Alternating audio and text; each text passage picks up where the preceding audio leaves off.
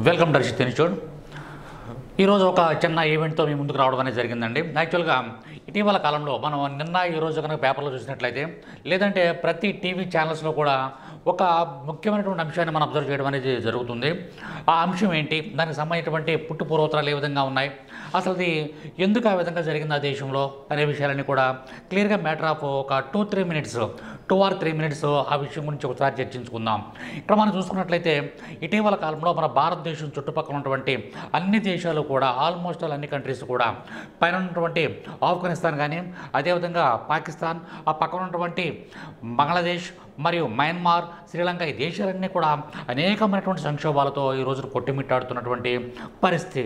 ఇప్పటి వరకు ఎంతో చక్కగా ఉండి ఇటీవల కాలంలో ఎంతో అభివృద్ధిని సాధిస్తున్నటువంటి బంగ్లాదేశ్ కూడా ఇటీవల కాలంలో ఎంతో అల్లర్లతో కూడుకున్నటువంటి ఇక్కడ అంశం అనేది మనకి కనిపిస్తుంది. మీరు నిన్న మొన్న టీవీలో చూసుకున్నట్లయితే ఇటీవల కాలంలో బాగా మనకి ఒక ట్రోల్ అవుతున్నటువంటి అంశం ఏంటంటే బంగ్లాదేశ్ యొక్క వివాదం. దాని గురించి మనం మ్యాటర్ ఆఫ్ 2 or 3 మినిట్స్ దాని గురించి మనం డిస్కస్ చేద్దాం. అసలు ఎందుకు బంగ్లాదేశ్లో ఇంత వివాదం ఎందుకు జరుగుతుంది, ఇన్ని వందల మంది ఎందుకు చనిపోతున్నారు. ఇక్కడ మనం చూసుకున్నట్లయితే క్లిప్పింగ్స్ కనుక చూసుకున్నట్లయితే యొక్క అక్కడ ఉన్నటువంటి పరిస్థితి చాలా దారుణమైనటువంటి పరిస్థితి అనేది మనకి కనిపిస్తూ ఉంది. అనేక మంది చనిపోవడం అనేది జరుగుతుంది. అక్కడ విపరీతమైన అల్లర్లు జరుగుతున్నాయి. వాటి ప్రధాన కారణం ఏంటి, ఎందుకు ఇంత హింస జరుగుతుంది, ఎందుకు సైనిక పరిపాలన అనేది ప్రవేశపెట్టవలసి వచ్చింది, ఇట్లన్నింటికి కూడా కారణం ఏంటి, షేక్ హసీనా చేసినటువంటి తప్పు ఏంటి, ఏం చేసినటువంటి పొరపాటు, ఏం చేసినటువంటి ప్రధానిగా, ఆ దేశం యొక్క బంగ్లాదేశ్ యొక్క ప్రధానిగా ఆమె చేసినటువంటి పొరపాటు ఏంటి అనే విషయాలన్నీ కూడా ఒకసారి చూద్దాం. యాక్చువల్గా చెప్పాలంటే ఆ దేశాన్ని 1971లో దేశ విముక్తికై, అంటే దేశాన్ని స్వతంత్రం పొందడానికి ఎవరైతే పాటుపడ్డారో వాళ్ళ పిల్లలకి ఒక 30% రిజర్వేషన్, ఒక 30% ఉద్యోగాల్లో కానీ ఇతరత్ర రంగాలలో, ప్రభుత్వ రంగాల్లో 30% రిజర్వేషన్ అనేది కల్పించడం జరిగింది. అయితే చాలా వివాదాస్పదమైంది. ఆ 30% రిజర్వేషన్ ఆ పిల్లలకే వెళ్ళిపోతే మిగిలిన వాళ్ళ పరిస్థితి ఏంటి, మిగిలిన వాళ్ళ యొక్క పరిస్థితి ఏంటి అని చెప్పేసి అని ఎప్పటి నుంచో అది వివాదాస్పదంగా ఉంది.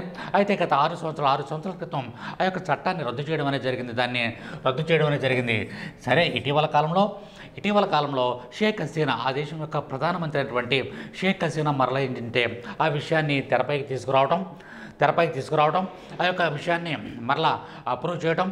ఏమనంటే 30% రిజర్వేషను ఎవరైతే దేశ విముక్తికై పోరాడారో, దేశ స్వాతంత్ర ఉద్యమంలో పోరాడారో వాళ్ళ పిల్లలకి ప్రభుత్వ రంగాల్లో 30% రిజర్వేషన్ కల్పించడం అనేది ఇక్కడ వివాదాస్పదమైంది. ఆ విషయాన్ని ఈవిడ అంగీకరించడం జరిగింది. ఎవరు, షేక్ హసీనా అంగీకరించారు. అంగీకరించిన తర్వాత జరిగిన అంశం ఏంటంటే, ఇదే విషయం అనేక మంది కోర్టులు కూడా వెళ్ళడం జరిగింది. అక్కడ ఉన్నటువంటి హైకోర్టు కూడా ఏమన్నది అంటే, అక్కడ వీళ్ళకి 30% రిజర్వేషన్ ఇవ్వడం, 30% రిజర్వేషన్ ఇవ్వడం అనేది సబబే, ఇవ్వచ్చు అని చెప్పేసి అని జూన్ నెలలో ప్రకటించడం అనేది జరిగింది. ఎప్పుడైతే ఇలా ప్రకటించారో వెంటనే జూన్ 6వ తారీఖున 2024 జూన్ 6వ తారీఖున అన్ని యూనివర్సిటీల్లో, బంగ్లాదేశ్లో ఉన్నటువంటి అన్ని యూనివర్సిటీల్లో 30% రిజర్వేషన్ కనుక వాళ్ళకు మాత్రమే ఇచ్చుకుంటూ వెళ్ళిపోతే మిగిలిన వాళ్ళందరూ ఏమైపోతారు అనేటువంటి ఒక విపరీతమైనటువంటి ఉద్యమం అనేది అక్కడ ఒక పెద్ద ఉద్యమం అనేది యూనివర్సిటీలో ఫస్ట్ బయలుదేరింది ఆన్ జూన్ 6th. అయిపోయిన తర్వాత సుప్రీంకోర్టు యొక్క అల్లర్లన్నీ చూసిన తర్వాత ఏమందంటే 30% వద్దమ్మా, 30% కాదు, ఓన్లీ 5% ఇవ్వండి అని చెప్పేసి అని వాళ్ళకి ఎవరైతే స్వాతంత్ర సమరయోధులు అనుకోవచ్చు వాళ్ళ పిల్లలకి 5% రిజర్వేషన్ మాత్రమే ఇవ్వండి అని బంగ్లాదేశ్ సుప్రీంకోర్టు ఆదేశాలు ఇవ్వడం అనేది జరిగింది. అప్పటి వరకు కొద్దిగా దానికి ఉధృతి అనేది కొంత తగ్గడం అనేది జరిగింది. ఏది ఏమైనప్పటికీ కూడా ఉధృతి అయితే కొంచెం తగ్గింది, కానీ ఆందోళన అయితే మాత్రం రోజు రోజుకి పెరగడం అనేది జరుగుతూనే ఉంది.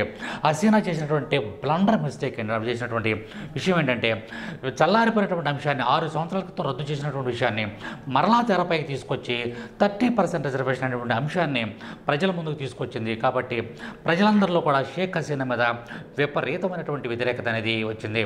యాక్చువల్గా చెప్పాలంటే 5 times ప్రైమ్ మినిస్టర్ అయినటువంటి గొప్ప వ్యక్తి ఇంతవరకు ఎవరు కూడా 5 times బంగ్లాదేశ్కి ప్రధానమంత్రిగా పనిచేయలేదు.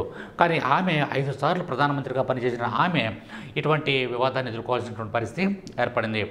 ఈ యొక్క ఆందోళన కనుక చూసినట్లయితే ఇటీవల కాలంలో జరిగినటువంటి ఈ ఆందోళనలో సుమారుగా 300 మంది వరకు చనిపోవడం అనేది జరిగింది. కాబట్టి ఇక్కడ మనకి ఏంటంటే ఈ యొక్క అంశాన్ని మనం దృష్టిలో పెట్టుకొని ఎందుకు జరిగిందంటే ప్రధానంగా రిజర్వేషన్లు 30% రిజర్వేషన్ అనేది మెయిన్ కాజ్గా మనం చెప్పుకోవచ్చు. అయితే బంగ్లాదేశ్కి ఎప్పటికీ కూడా అప్పటి నుంచి ఇప్పటి వరకు కూడా మనం మంచి మిత్రదేశంగా ఉన్నాము. ఎంతో దౌత్య సంబంధాలు ఉన్నాయి. మనకి బంగ్లాదేశ్ చూస్తున్నట్లయితే 4096 కిలోమీటర్ల అతి పెద్ద సరిహద్దు కలిగినటువంటి దేశంగా మనం చెప్పుకోవచ్చు. బంగ్లాదేశ్కి మనకి అతి పెద్ద సరిహద్దు కలిగినటువంటి దేశంగా మనం చెప్పుకోవచ్చు. యాక్చువల్గా చూసినట్లయితే మనకి ఈ ప్రాంతంలో ఉన్నటువంటి ఈ ప్రాంతం అంతా కూడా ఈ బంగ్లాదేశ్ పరిసర ప్రాంతాల్లో ఈ ప్రాంతంలో మనకి 4000 పైచలకు సుమారుగా 4096 కిలోమీటర్లు, యాక్చువల్గా చెప్పాలంటే 4096 కిలోమీటర్లు మనకి సరిహద్దు. భారతదేశంతో ఎక్కువ సరిహద్దు కలిగినటువంటి దేశం అయితే ఏం చెప్పేసారంటే బంగ్లాదేశ్. మన చుట్టుపక్కల పాకిస్తాన్, ఆఫ్ఘనిస్తాన్, నేపాల్, చైనా, బంగ్లాదేశ్, భూటాన్ అన్ని దేశాలతో మనకు సరిహద్దు ఉంది. మయన్మార్తో సరిహద్దు ఉంది. కానీ ఎక్కువ సరిహద్దు ఉన్నటువంటి దేశం ఏదైనా ఉందంటే అదే బంగ్లాదేశ్గా మనం చెప్పుకోవచ్చు. 4096 కిలోమీటర్లు. అంతేకాకుండా అక్కడ మనకి బంగ్లాదేశ్కి మంచి దౌత్య సంబంధాలు ఉన్నాయి. ఎప్పటి నుంచో మనకి బంగ్లాదేశ్కి మంచి దౌత్య సంబంధాలు ఉన్నాయి. కాకపోతే ఇటీవల కాలంలో జరిగినటువంటి ఈ సంఘటన కారణంగా ఆమె మీద వచ్చినటువంటి పూర్తి వ్యతిరేకత కారణంగా ఆమె ఆగస్టు నెల 5వ తారీఖున ఆమె ఏమైందంటే అక్కడి నుంచి పలాయనం చిత్తగించింది. ఆ యొక్క ఉధృతికి తట్టుకోలేక వెంటనే ఢాకా విమానాశ్రయం నుండి అప్పుడు కట్టుబట్టలతో ఆమె మరియు ఆమె యొక్క సిస్టర్ ఇద్దరు కూడా కలిపి కట్టుబట్టలతో బయలుదేరి భారతదేశంలో ఉన్నటువంటి గజియాబాద్ అనేటువంటి ప్రాంతానికి C-130J అనేటువంటి సైనిక విమానంలో బయలుదేరి మన భారతదేశానికి తలదాచుకుంటా రావడం జరిగింది. అంటే బంగ్లాదేశ్లో ఉన్నటువంటి ఎంత ఉధృతమైనటువంటి రిజర్వేషన్ల వ్యతిరేకత అనేది ఉన్నదో మీరు ఒకసారి అర్థం చేసుకోండి. సరే, అయిపోయింది. అక్కడ ఆవిడ యొక్క ఇంట్లో కానీ లేకపోతే కార్యాలయం కానీ వెళ్ళిపోయి మొత్తం అంతా కూడా ధ్వంసం చేయడం, అక్కడ ఉన్నటువంటి ఆస్తినంతా కూడా అక్కడ ఉగ్రవాదులందరూ కూడా వ్యతిరేకవాదులంతా కూడా ఆక్రమించుకోవడం ఇవన్నీ కూడా చేయడం జరిగింది. దీని అందరికీ కూడా ఆధిపత్యం ప్రజెంట్ ఎవరు వహిస్తున్నారంటే అక్కడ ఉన్నటువంటి సైన్యాధిపతి అయినటువంటి జనరల్ వకార్ ఉజ్ జమాన్ పేరు గుర్తుంచుకోండి. వకార్ ఉజ్ జమాన్ అనేటువంటి వ్యక్తి అక్కడ సైన్యాధిపతిగా వకార్ ఉజ్ జమాన్ అనే వ్యక్తి సైన్యాధిపతిగా ఉండి అక్కడ మొత్తం అంతా కూడా కథ నడిపించడం జరిగింది. ఏది అయినప్పుడు కూడా మన భారతదేశం మంచి దౌత్య సంబంధాలు కలిగినటువంటి బంగ్లాదేశ్కి మనం ఇప్పుడు కూడా సపోర్ట్గానే ఉన్నాం. కాకపోతే అల్లర్ల దృష్ట్యా ఇటీవల కాలంలో మన భారతదేశానికి బంగ్లాదేశ్కి ప్రయాణం చేసినటువంటి ట్రైన్స్ ఏమైతే ఉన్నాయో ఆ ట్రైన్స్ వాటిలో మనకి మెయిన్ మైత్రి ఒకటి, బంధన్ ఒకటి, మితాలి ఒకటి, మనకి ఆ ట్రైన్స్ నేమ్స్ అండి. అవి train names Maitri train, Bandhan train, Mitali train. ఇవి మన భారతదేశానికి మరియు ఉన్నటువంటి బంగ్లాదేశ్కి మధ్య నడిచినటువంటి రైళ్లు. ఆ రైళ్ళన్నింటిలో కూడా ఇటీవల కాలంలో రద్దు చేయడం అనేది జరిగింది. కాబట్టి యాక్చువల్గా చెప్పాలంటే మనకి షేక్ హసీనాకు భారతదేశానికి ఎంతో సన్నిహిత సంబంధం ఉన్నటువంటి వ్యక్తులం. యాక్చువల్గా వాళ్ళ కుటుంబ నేపథ్యంగా చూసుకున్నట్లయితే 1975లోనే వాళ్ళ ఫాదర్ ముజిబర్ రెహమాన్ ఆయన భార్య మరియు ఆయన ముగ్గురు కుమారులు కలిపి మొత్తం 18 మందిని, అంటే వీళ్ళ యొక్క ఫాదర్ ముజిబర్ రెహమాన్ యొక్క కుటుంబాల్లో 18 మందిని సైనికులు కాల్చి చంపేయడం అనేది జరిగింది. అదృష్టవశాత్తు షేక్ హసీనా మరియు సోదరైనటువంటి రెహానా వీళ్ళందరూ కూడా విదేశాల్లో ఉండడం వల్ల బతికిపోయారు. తర్వాత 1981లో ఆవిడ బంగ్లాదేశ్లో అడుగుపెట్టడం అనేది జరిగింది. 1996లో ఆవిడ దేశ ప్రధానిగా తొలిసారిగా 1996లో దేశ ప్రధానిగా ఎన్నిక కావడం అనేది జరిగింది.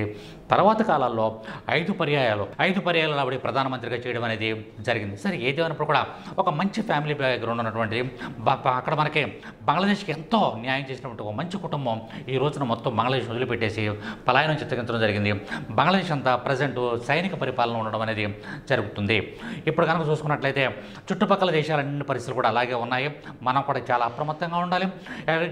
యాక్చువల్గా చెప్పాలంటే ఈ బంగ్లాదేశ్ చైనా యొక్క గుప్పట్లో ఇరుక్కుపోయింది. దాని అందరికీ కూడా వెనకాల చైనా కూడా ఉండి ఏం చేస్తుందంటే ఈ కథని అంతా కూడా నడిపించడం, బంగ్లాదేశ్ అలా అతలాకుతలం అయిపోవడానికి ప్రధాన కారణం ఒకటేంటంటే ఈ చైనా యొక్క నీడ పడడం అని చెప్పేసి మనం గుర్తుంచుకోవాలి.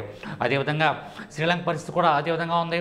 నెక్స్ట్ అదే మయన్మార్ పరిస్థితి, సైనిక పరిపాలన, శ్రీలంకలో కూడా ఆర్థిక పరిస్థితి బాగోలేదు. బంగ్లాదేశ్ పరిస్థితి ఈ విధంగా ఉంది.